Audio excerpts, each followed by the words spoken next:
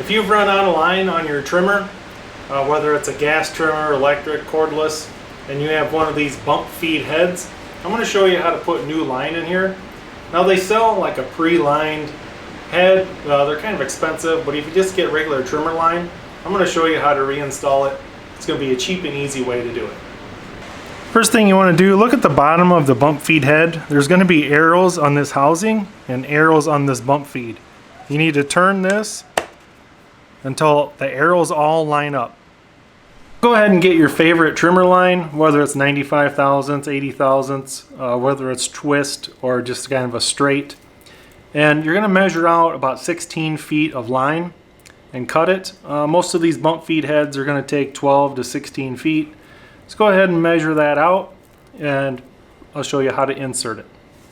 Now with all these arrows lined up, you go ahead and just insert your line through, it doesn't matter which end, and then you're going to have to kind of twist it around, push on a little bit, and it'll come out the other side. Now you're going to pull this side until the line is equal. So you're going to have about 8 feet sticking out on both sides of the bump head. You just take your line, just walk it back till it all evens out. Then just go ahead and let go, and then we're going to twist the line onto the head.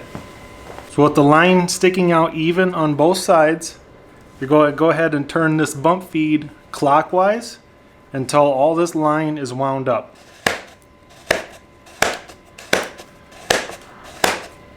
Just keep turning this until you have about 6 inches of line sticking out on both sides.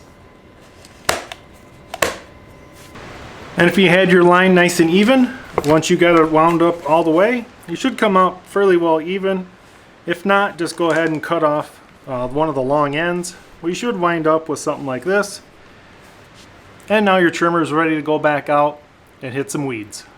Once you've done this once, it goes like in 5 minutes. It's a lot easier than what you think it is. Hope this video was helpful and informational to you, and thanks for watching.